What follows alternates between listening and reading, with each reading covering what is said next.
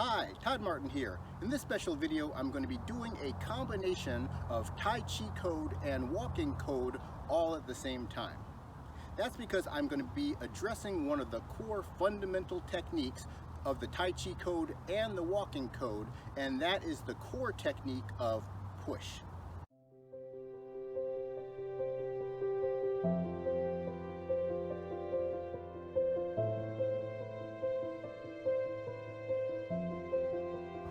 So you might ask, what are the core techniques if you're not already familiar with the walking code or the Tai Chi code?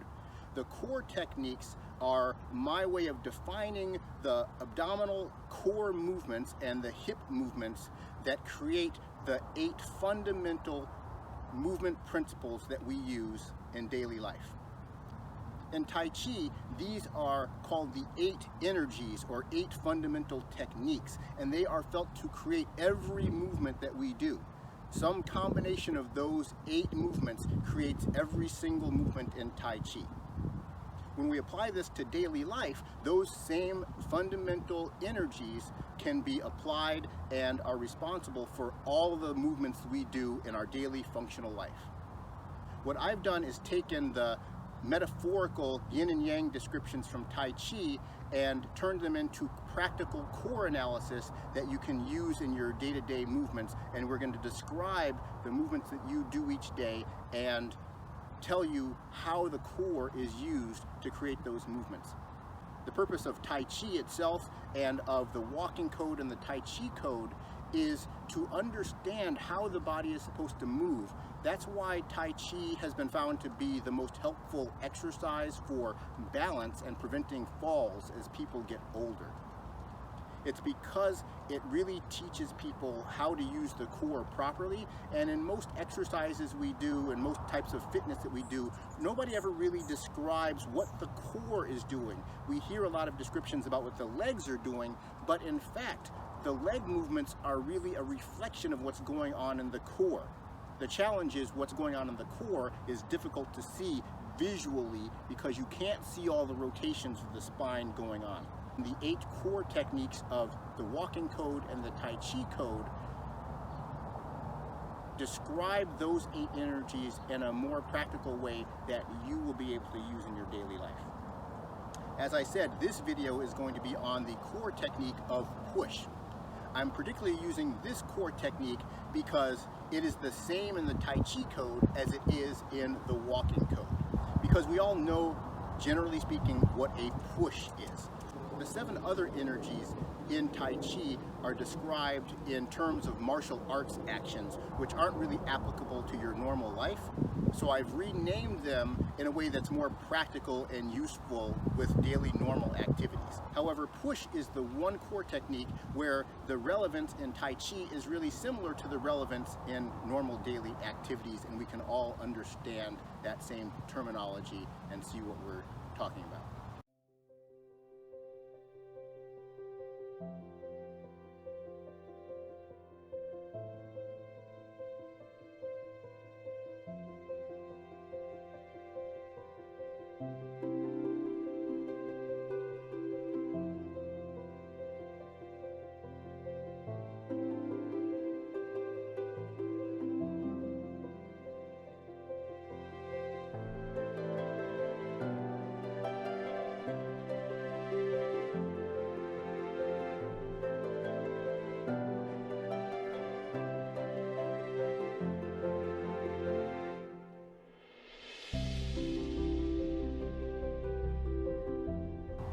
So what is push? We all have a general sense that a push is when we push something with one arm or push something with 2 arms, but it's more than just that. In Tai Chi and in the walking code, push is a real energy that's coming from the core and projecting out through the arms or even through the legs in a very particular way. I'm going to give a brief summary of how the core techniques are described in the walking code and the Tai Chi code before I get specifically into push.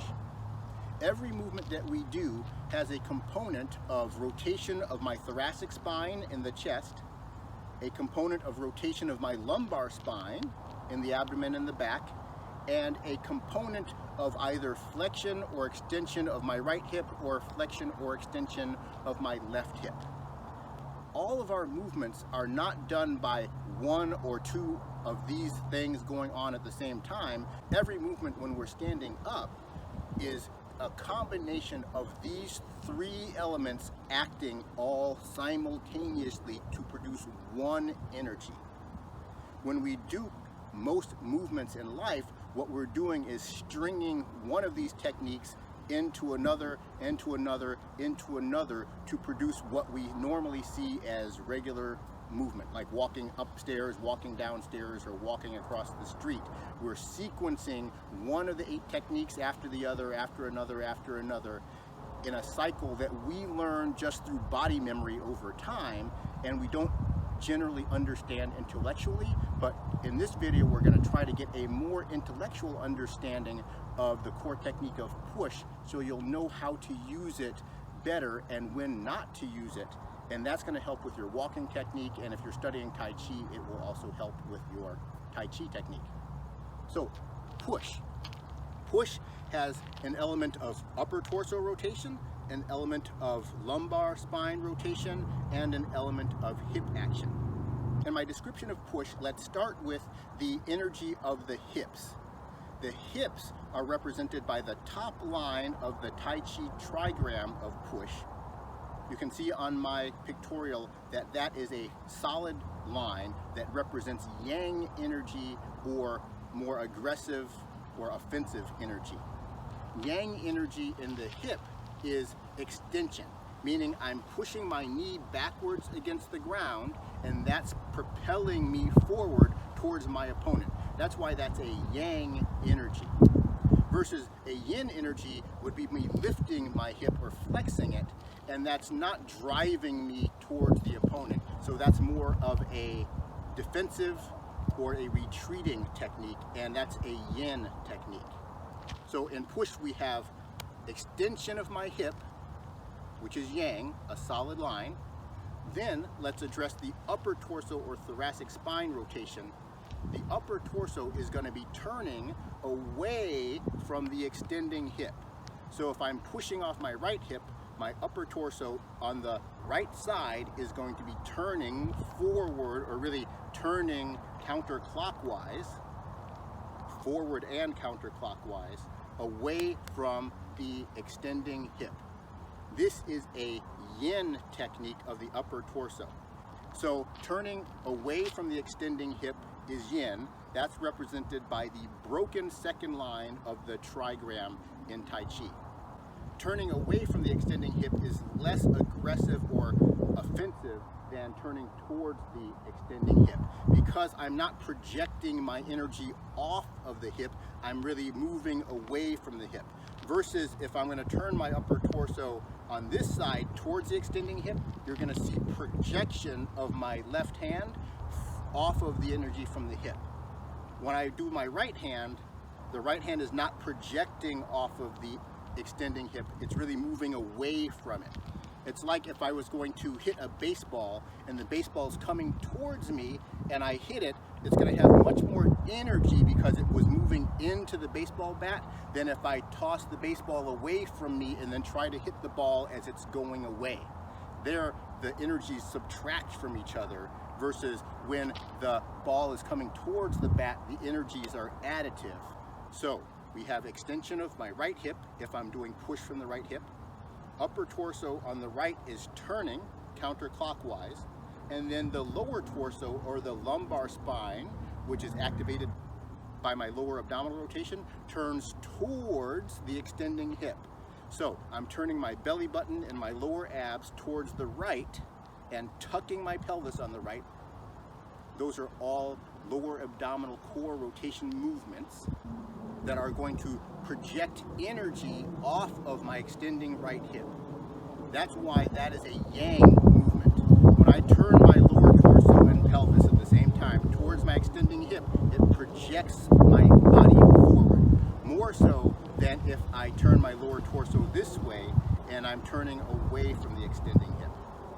So push has an extending right hip if I'm doing push with the right hip, upper torso turning away from the extending hip, and lower torso turning towards the extending hip. We have a solid line, yang for the hip energy, a broken line, yin for the upper torso rotation energy, and a solid line, yang for the lower torso rotation energy. This creates the trigram for push and defines the energy of push.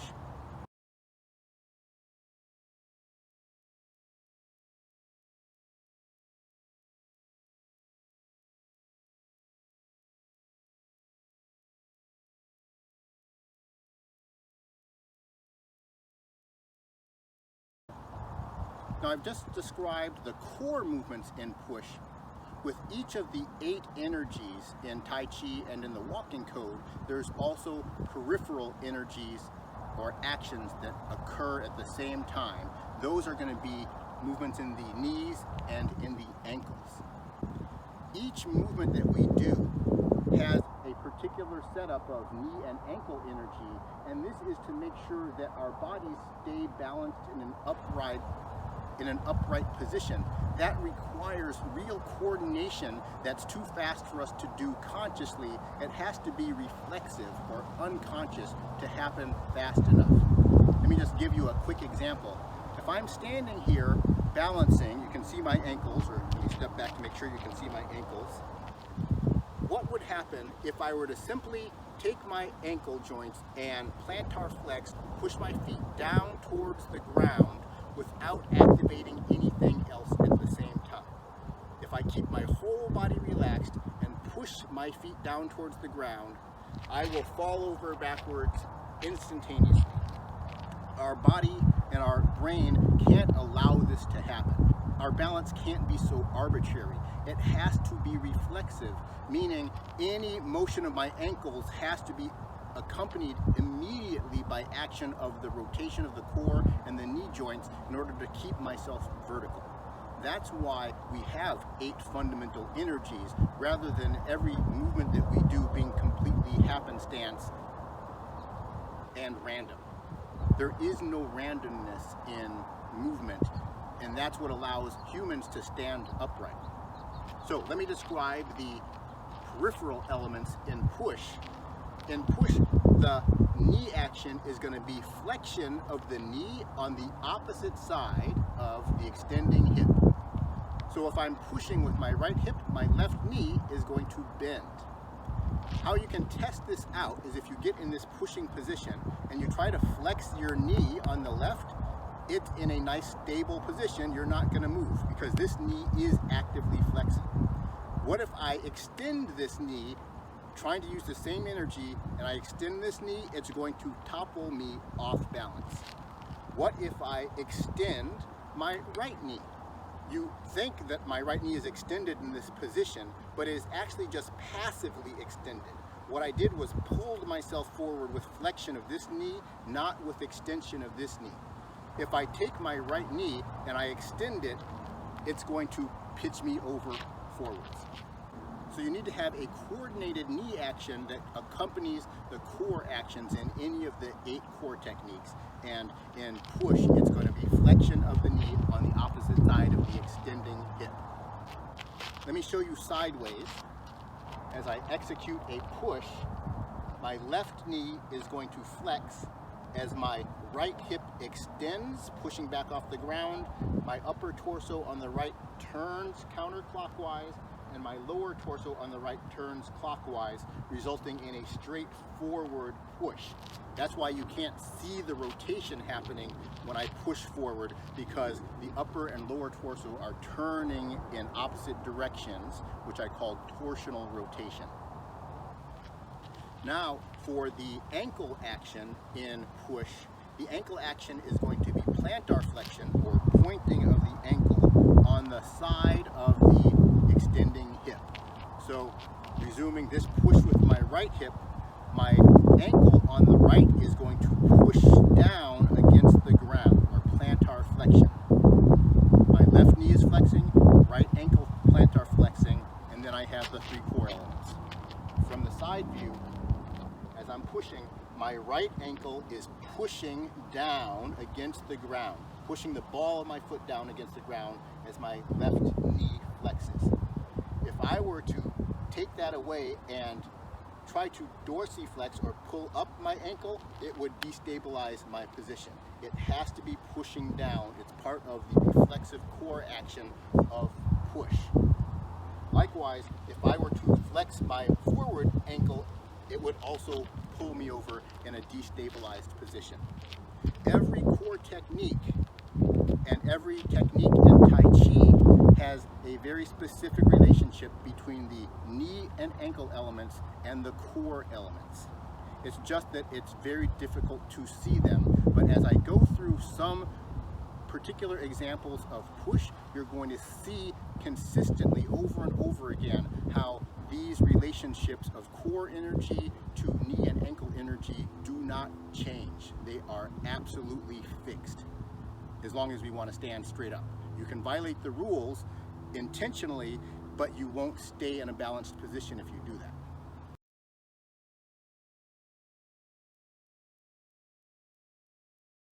In Tai Chi, we have a particular technique called grasp the sparrow's tail. It looks somewhat like this, and I'll run through it quickly.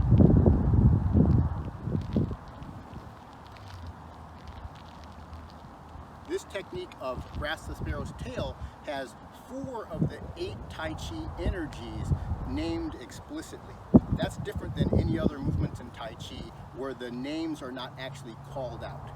In grasp the sparrow's tail, we have push called out, as well as 3 other techniques, which are ward off, roll back, and press. So let me show you where in grasp the sparrow's tail you will see push.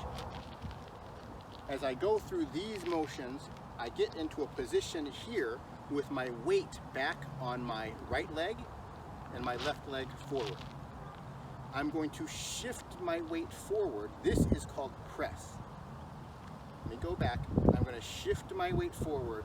That is a press. I'm pressing my right arm out against my left wrist as I shift forward.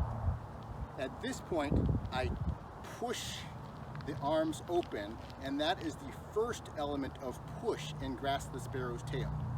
Then I have 2 more elements where I push down, and then I push forward for the final element of push. What we'll see as I break this down is that each of those 3 pushes are really the same energy of movement. But the first push is coming after our press, or what I call in the walking code lift. We press forward or lift forward. That has flexion of my right hip, meaning my right knee is pulling forward, not pushing off the ground. And I have torsional rotation on my right side, meaning my upper torso on the right is turning counterclockwise, my lower torso on the right is turning clockwise. That is press in Tai Chi or lift in the walking code. Let me show it again. Press or lift, and then I take my hip on the right and change it from lifting forward, which is flexion, to pushing backwards, which is extension, and that forces my arms open. I'm not moving my arms open just from my elbows, it's actually moving from the core. That change from hip flexion to hip extension forces the arms open. That's the first push that we see in grasp the sparrow's tail. Now I'm going to follow that with a push backwards, which means I'm going to reverse the energy.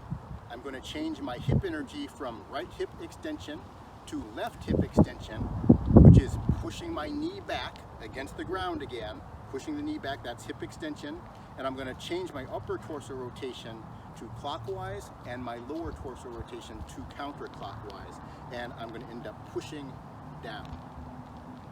So I'm going from lift or press to push, opening the arms out, push down and back, and then I'm going to switch my push again to forwards, pushing off the right hip and turning the upper torso forward on the right and the lower torso back on the right. So I have push opening forward, push back and down, and push forward. each of those motions have the same core energy. The upper torso turning away from the extending hip and the lower torso turning towards the extending hip. If I use the side view, you can see the peripheral actions better. As I shift from press, which actually uses extension of the right knee, and I go to push, you're now going to see flexion of the left knee pulling the body the rest of the way forward as my arms open. And with this push, my ankle on the right is pushing down. That is plantar flexion. Now, as I push back and down, I have flexion of my right knee as I extend the left hip. My left ankle plantar flexes or points down actively. And my upper torso turns away from the extending hip. My lower torso turns towards the extending hip. Again, creating a straight line, pushing back and down. And then I switch again to push forward, extending my right hip, turning the upper torso away from it, turning the lower torso towards it, and flexing the left knee, extending or plantar flexing the right ankle. The reason why I did the walking code is so we can translate these energies from Tai Chi into normal movements like walking. A lot of people walk incorrectly and end up misaligning the joints or causing extra stress or impact, and it's because they're using the energies incorrectly or at the wrong time or the wrong sequence of energies, because we all use these energies no matter what we're doing. I'll show you how this is used incorrectly when we walk. Let me show you in this exercise that we've done in some of our exercise videos you might have seen before. I'm doing my weight shifting from forward to back, forward to back, forward, and then from this position to step forward, I am going to lift forward. That's a normal walking action, or what I call lifting action. I've changed weight and then I lift forward. That lift is flexion of my left hip and torsional rotation on the left, the same as press was in Grasp the Sparrow's Tail. If I show you press with Grasp the Sparrow's Tail with the left hip, that is a press forward. My left hip is flexing or pulling the knee forward, and I have torsional rotation on the left. That's accompanied by extension of my left knee and dorsiflexion of my left ankle. The same thing happens when I'm taking a step. I press to take a smooth step forward. It causes a gliding action rather than a pushing action. This is what happens when you turn press into push or lift into push when you're walking. You'll be taking a step and you might begin to step smoothly, and then if you extend the left hip, which many people believe is what happens in a normal walk, you end up crashing forwards instead of gliding forwards. So let me show again.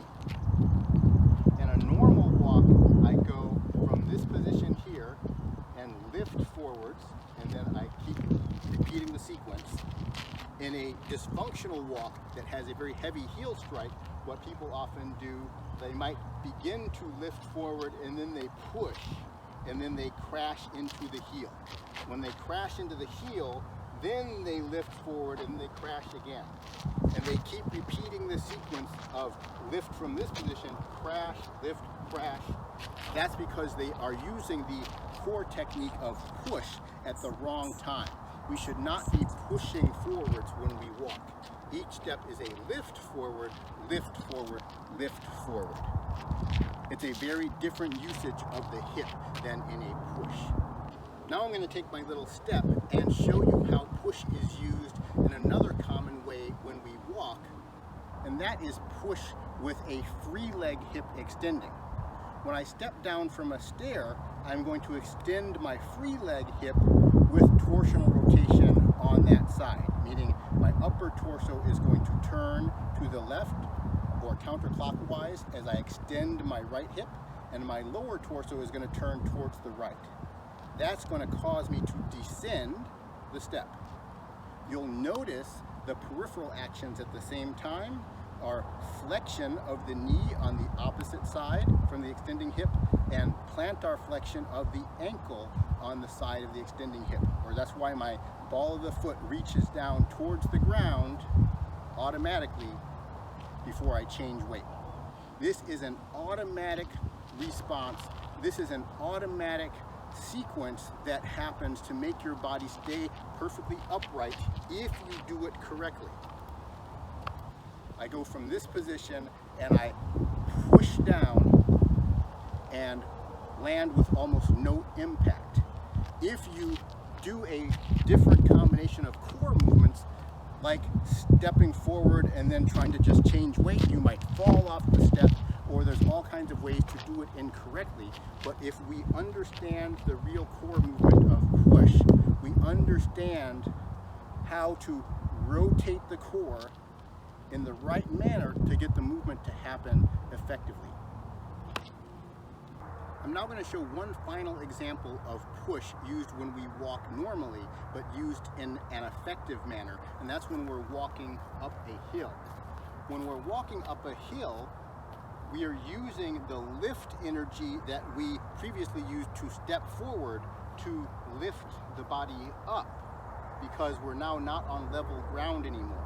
Once I lift the body up, which is actually flexion of this hip, my left hip, then I extend the left hip and push my weight forward, and you'll notice, as I've mentioned, the right knee is going to flex as I do that, and that's going to allow me to place the foot correctly on the elevated level of the hill. So I'm going to change from my first action going uphill to a lift and then a push. And then I contact my heel on the ground and I repeat the sequence. And you move back and repeat the sequence, starting in this direction. We start with the heel contact on the ground, shift forward, in what is actually a movement I call reach. Then I lift up, then I push forward. Then reach, lift, push, reach, lift, push. That's how we walk uphill using push effectively. But I do not need to do a push when I'm moving on level ground. When I'm on a low-grade slope, you're going to get more forward lift and then a very tiny push at the end. So I hope you enjoyed this video. Thanks for watching. Please watch all these 7 other core technique videos, which you can find on my website, on the Walking Code online course. That will be linked on the bottom of this video if you are watching this on YouTube, or you might actually be in the course and watching the extended version of this right now. If you are, thank you very much for supporting this work, because I think it is incredibly important to help people learn how to move correctly, and that requires some knowledge or consciousness of how the core moves, because it is really ignored in most other circumstances.